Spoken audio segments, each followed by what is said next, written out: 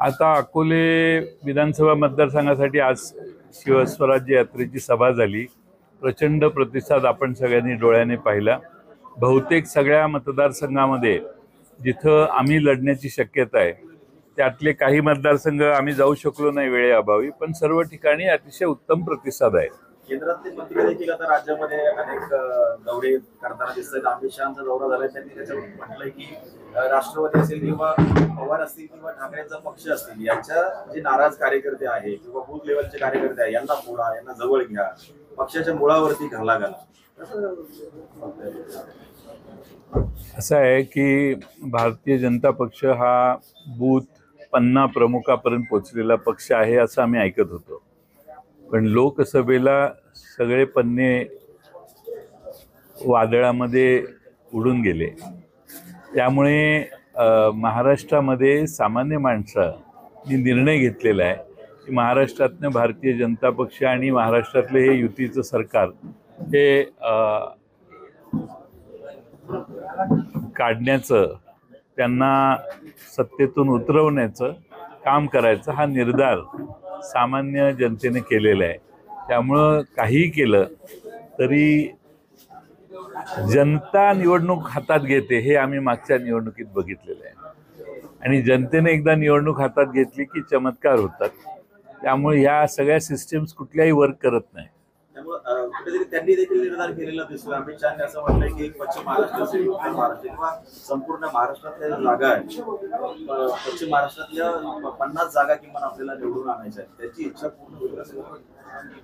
किती म्हणजे 50 जागा, 58 पैकी 50 जागा निवडून 4 कुठल्या सोडल्या हे जाहीर करावं अशी माझी त्यांना नम्र विनंती आहे.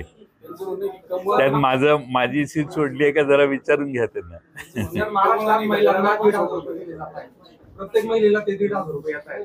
मात्र दुसरीकडे आपण परिस्थिती पाहिली तर महाराष्ट्राच्या ग्रामीण भागात लोड शेडिंगचा प्रकार पुन्हा एकदा सुरू झाला. काय वाटतं, हा मुद्दा तुम्ही लावून धरा आताच्या या निवडणुकीमध्ये? महाराष्ट्रात लोड शेडिंग चालू आहे. महाराष्ट्रामध्ये विजेच्या संदर्भात प्रचंड हेळसाळ या सरकारनं केलेली आहे, आणि घोषणा मोठ्या सोलर एनर्जी देतो, याव देतो, त्या देतो. आजच्या वीज देण्याची नौबत सरकारवर पुन्हा यायला लागलेली आहे. सरकारचं हे फेल्युअर आहे. सरकारने इन्फ्रास्ट्रक्चरमध्ये लक्ष दिलं असतं तर ही परिस्थिती आली नसती. पण आता पुन्हा लोड शेडिंगला महाराष्ट्राला तोंड द्यायला सुरुवात झालेली असं दिसतंय. छत्रपती संभाजीनगरमध्ये आज तिसऱ्या आघाडीची पहिली सभा होती. काय वाटतंय, महायुती आणि महाविकास आघाडीचं टेन्शन वाढलं? नाही, महाविकास आघाडीकडून मतं बाजूला नेण्याचे अनेकांचे प्रयत्न चालू आहेत.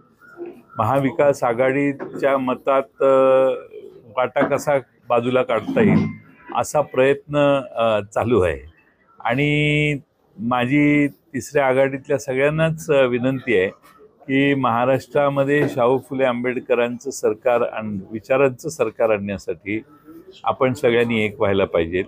महाराष्ट्रामध्ये सामान्य जनतेचा निर्धार पक्का आहे की महायुतीचं सरकार बाहेर काढायचं सत्तेतून, आणि त्यामुळं पक्ष मतं फुटतील किंवा मतांचं डायव्हर्शन होईल अशा कोणत्याही गोष्टीला महाराष्ट्रातली जनता थारा देत नाही. हे मागच्या लोकसभेला आपण पाहिलेलं आहे. राजकोट येथील छत्रपती महाराजांचा पुतळा कोसळला, त्यावर समिती नेमली. त्यांनी आज आपला अहवाल सार्वजनिक बांधकाम विभागाला दिलाय की त्या पुतळ्याचं डिझाईन योग्य नव्हतं, त्याचं वेल्डिंग योग्य प्रकारे झालं नव्हतं, आणि पुतळा उभारल्यानंतर त्याचं देखभाल योग्य केली नाही असा ठपका एक प्रकार त्या अहवालात ठेवण्यात आला. कसं पाहता तुम्ही या सगळ्या गोष्टी? अतिशय गंभीर ही घटना होती. छत्रपती शिवाजी महाराजांचा पुतळा उभारताना अक्षम्य चुका करण्यात आल्या, त्यात भ्रष्टाचार झाला. जी किंमत मोजण्यात आली त्यापेक्षा कितीतरी कमी किंमत ही पुढं पास ऑन करण्यात आली, आणि फार मोठ्या प्रमाणात याच्यात गैरकारभार झालेला आहे. आणि त्यामुळे छत्रपती शिवाजी महाराजांच्या पुतळ्यात देखील यांनी पैसे खायला सोडलं नाही, मग बाकीच्यांचं काय घेऊन बसलाय. त्यामुळं भ्रष्ट राजवटीच्याकडून काही फार आमच्या अपेक्षा नाही आहेत. आता त्यांनी 20 कोटी रुपये देऊन पुन्हा पुतळा उभा करण्याचं घोषणा केलेली आहे. ती 20 कोटी रुपये पुतळा उभा करायला 20 कोटी लागतात का? काहीतरी कॉमन सेन्स वापरला पाहिजे. पण मोठ्या घोषणा करणे, मोठ्या रकमा घोषित करणे आणि पुन्हा त्याच्यात मनमानी करणे हे प्रकार सतत प्रत्येक प्रकल्पाबाबतीत यांच्या दिसतात. आज छत्रपती शिवाजी महाराजांचा पुतळा व्यवस्थित त्या ठिकाणी उभा करायला तिथल्या वाऱ्याचा वेग, तिथल्या पावसाचं पडणारं प्रमाण, तिथल्या समुद्रकाठाला येणारे लाटा, तिथं समुद्राच्या काठालाच आहे तो किल्ला, या सगळ्यांचा आणि तिथल्या नैसर्गिक परिस्थितीचा विचार करायला थोडासा स्टडी करायला वेळ पाहिजे, संशोधन केलं पाहिजे आणि त्यानंतर त्या पुतळ्याच्या योग्य प्रमाणे स्ट्रक्चर उभं करण्यासाठी डिझायनिंग केलं पाहिजे. पुतळ्यात सहजासहजी गडबडीत निवडणुकांकडे तोंड बघून निवडणुका आहेत म्हणून गडबडीत घोषणा करून उभा करू नका, नाही तर पुन्हा काहीतरी घोटाळा होईल. त्यामुळे जरा शांतपणे सरकारने घाबरून जाऊ नये, कारण सरकारची ही अक्षम्य चूक महाराष्ट्र मान्यच करणार नाही. पण पुतळा उभा करताना आता पुन्हा तीच चूक करण्याचा प्रयत्न होऊ नये.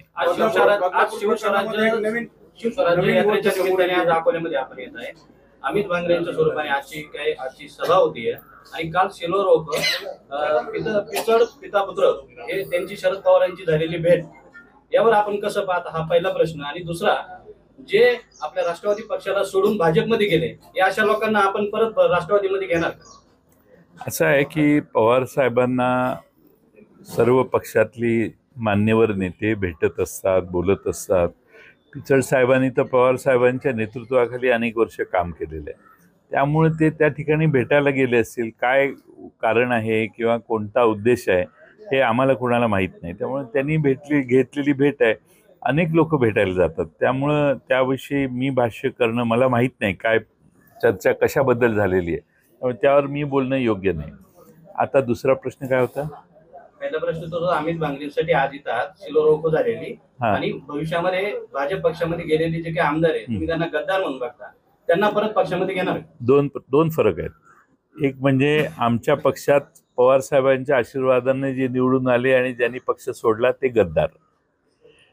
यापूर्वी दुसऱ्या कुठल्या पक्षात जर कोणी गेलं असेल आणि त्याचं मतपरिवर्तन झालं असेल किंवा त्याला येऊन आमच्या पक्षात यायचं असेल तर ती गद्दार नाही. त्यांना आलेला तिकडचा अनुभव लक्षात घेऊन त्यांना पुन्हा वाटतं, अनेक कार्यकर्त्यांना वाटतं की आपण पवारसाहेबांच्याच पक्षात जायला पाहिजे होतं, पवारसाहेबच योग्य नेते आहेत.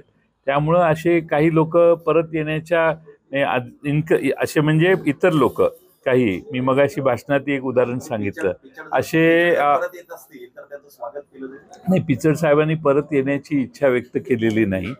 त्यामुळे त्यांनी येण्याची इच्छा व्यक्त करायच्या आधी स्वागत करण्याचा मला काही अधिकार नाही. त्यामुळे इच्छा व्यक्त केल्यावर पवारसाहेब त्याच्या बाबतीत योग्य तो निर्णय त्यांच्या बाबतीत घेतील. बदलापूर प्रकरणातला जो आरोपी आहे अक्षय शिंदे याचा एन्काउंटर झाल्यानंतर जे आरटीआय कार्यकर्ते आहेत केतन किरोडकर यांनी एक गंभीर आरोप करत एक उच्च न्यायालयात याचिका दाखल केली, ज्याच्यात त्यांनी म्हटलं की शाळेची ट्रस्टी आणि तिथली जी सगळी व्यवस्था आहे ही मुलांची मानवी तस्करी वगैरे याच्यामध्ये सगळे सहभागी होते, पोर्नोग्राफी वगैरे असा प्रकार तिथे चालू होता, असा गंभीर आरोप करत त्यांनी याचिका दाखल केली.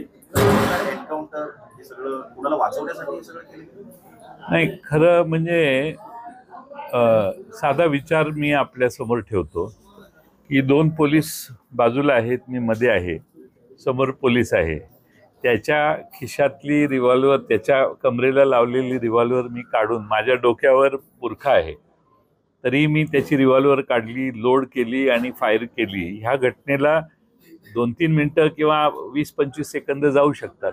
त्याच्यावर आता प्रश्नचिन्ह उभे राहिले, मी नाही केलेलं, कोर्टाने केलेलं आहे. कोर्टाने पोलिसांच्या या सगळ्या घटनेवर अनेक प्रश्न विचारलेले आहेत, त्यामुळं तो एक वेगळाच प्रश्न आहे. पण हे जी संस्था चालक आहेत किंवा पोलीस विभागाने दिरंगाई केली नोंद करायला FIR, या दोघांची चौकशी व्हायला पाहिजे. तो जो गुन्हेगार होता त्याने कदाचित या सगळ्या गोष्टींवर प्रकाश टाकला असता किंवा नाही मला माहीत नाही. त्यामुळं तो प्रकाश टाकायला सुरुवात केली असेल म्हणून काही आहे का, या सगळ्या गोष्टीचा विचार आता कोर्ट करेल. शिंदेंना दफनवण्यासाठी जमीन मिळत नाहीये, त्यांच्या वकिलांचं म्हणणं आहे की उद्या जर पूर्ण मृतदेह उकळायची वेळ आली, काही पुरावे शोधण्याची गरज आली तर ते होणार नाही, त्यामुळे दफन करण्यासाठी जागा मिळत नाही. काय मला लक्षात नाही. अक्षय शिंदेंना दफन करण्यासाठी जागा मिळत नाहीये, त्यांच्या वकिलाचं म्हणणं आहे की नंतर काही पुरावे जर शोधायचे असतील तर तो मृतदेह उकळावा लागेल, त्यामुळे दफन करण्यासाठी जागा मिळत. मला माहित नाही काय एक्झॅक्ट मॅटर साहेब, आहे अकोला तालुका आदिवासी ते. तालुका आपण मला काय आहे, मला सभा आहे पुढची ती शेगावला आहे, फार लांब आहे. त्यामुळे तुमची जर परवानगी मिळाली मला तर मी मार्गस्थ होतो. सर, अकोला तालुका आदिवासी म्हणून माझा एक शेवटचा प्रश्न. कोल्हापुरामध्ये- हा तालुका आरक्षित आहे आणि आरक्षित तालुका असल्यामुळे हा आमदार आदिवासी समाजाचा आहे. आदिवासी समाज आणि धनगर समाजावर आपली भूमिका काय? आरक्षणावर आपली भूमिका काय? धनगर समाज जे म्हणतोय आम्हाला एसटी मध्ये सहभागी केलं जावं, तर मग राष्ट्रवादीची काय भूमिका असते? नाही, आता त्यांनी सरकारकडे मागण्या केलेल्या आहेत. सरकारने त्याविषयी विचार करायचं ठरवलेलं आहे. सरकार त्यांच्याशी बोललेलं आहे. सरकारकडे निर्णय घेण्याची आता अधिकार आहे. सरकारने निर्णय घ्यावा. आम्ही या सगळ्या आरक्षणाच्या बाबतीत सरकारने काहीतरी, सरकार त्यांच्याशी बोलले, मराठा समाजाशी बोलले, त्या दोघांशी बोलून त्यांनी काय निर्णय घेतलेले आहेत काय नाही, या सगळ्यांच्या गोष्टींच्या विषयी सरकारने निर्णय घ्यावा. हसन मुश्रीफांनी जेलमध्ये गेल्यानंतर असं म्हटलं होतं की माझ्या बायकोच्या अश्रूची किंमत भाजपला मोजावी लागेल. काल जेव्हा कोल्हापुरात अमित शहा त्यांना भेटायला गेले, मग त्यांची ती किंमत मोजली आणि त्यांचं समाधान झालं असं वाटतं. आता त्यांच्यासोबत काय तुम्हाला हा विरोधाभास लक्षात येतोय हेच मला समाधान आहे.